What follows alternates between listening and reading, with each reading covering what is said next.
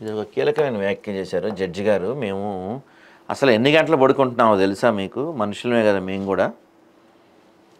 కేవలం ఈ ఉరిశిక్ష కేసులు తప్ప ఇంకే కేసు కూడా అర్జెంట్ కాదు, దాన్ని అర్ధరాత్రి విచారించాల్సిన అవసరం లేదు, అసలు మమ్మల్ని రెస్ట్ లేకుండా చేస్తున్నారు, ఇది కరెక్ట్ కాదని చెప్పి ఆయన వ్యాఖ్యానించారు. కానీ ప్రజలందరిలో ఉన్న ఒపీనియన్ ఏంటంటే చాలా కీలకమైన, అంటే ఒక విఐపి కేసు లాంటివో లేకపోతే ఎవరన్నా మంత్రులను ముఖ్యమంత్రులను ఇలాంటి వాళ్ళ అరెస్ట్ కేసుల్లో వాళ్ళ బెయిల్ కోసం అర్ధరాత్రి వరకు వాదనలు జరుగుతున్నాయి, కానీ ఒక సామాన్యులకి మాత్రం జరగట్లేదు అనేది ప్రజల నుంచి వస్తున్న మాట.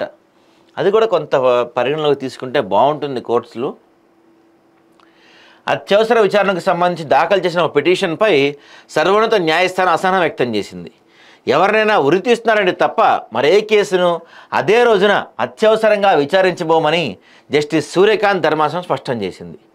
న్యాయమూర్తులకు ఉండే ఒత్తిడి, పని గంటల గురించి ఎవరైనా ఆలోచిస్తున్నారని ప్రశ్నించింది. తాము ఎన్ని గంటలు నిద్రపోతున్నామో తెలుసా అంటూ ఆగ్రహం వ్యక్తం చేసింది. బుధవారం ధర్మాసనం అత్యవసర జాబితా కోసం కేసులను పరిశీలిస్తున్న నేపథ్యంలో శోభా గుప్తా అనే న్యాయవాది ఒక పిటిషన్ను న్యాయస్థానానికి అందజేశారు. రాజస్థాన్లోని ఒక నివాస గృహానికి ఈరోజు వేలం వేరున్నారని, ఈరోజు విచారణ జరగకపోతే ఇల్లు చేజారిపోతుందని పేర్కొన్నారు. అందువల్ల దానిపై అత్యవసర విచారణ జరపాలని సుప్రీంకోర్టును కోరారు. దీనిపై స్పందిస్తూ జస్టిస్ సూర్యకాంత్ ఈ వ్యాఖ్యలు చేశారు. ఒకరి స్వేచ్ఛ ప్రమాదాల నుండి తప్ప తాము అత్యవసరంగా విచారణ చేపట్టమని స్పష్టం చేశారు. అనంతరం ఇల్లు వేలం నోటీస్ ఎప్పుడు జారీ చేశారని జస్టిస్ సూర్యకాంత్ న్యాయవాదిని అడిగారు.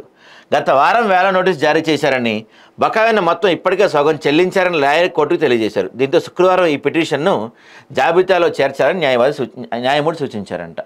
సో ఒక ఇల్లు వేలం వేస్తున్నారంట, సో ఇల్లు చేజారిపోతుంది, అత్యవసరంగా అర్జెంటుగా విచారణ చేయండి అంటే ఒక వ్యక్తి స్వేచ్ఛకు సంబంధించి లేకపోతే ఈ ఉరిశిక్షకు సంబంధించిన కేసులు తప్ప మిగతా కేసుల్లో అంత అత్యవసరంగా విచారించాల్సిన అవసరం ఏముంది లేదు. పైపెచ్చు మేము అసలు ఎన్ని గంటలు పనిచేస్తున్నామో తెలుసా, ఎన్ని గంటలు మేము పడుకుంటున్నామో తెలుసా అంటూ చాలా కీలకమైన వ్యాఖ్యలు చేశారు న్యాయమూర్తి గారు.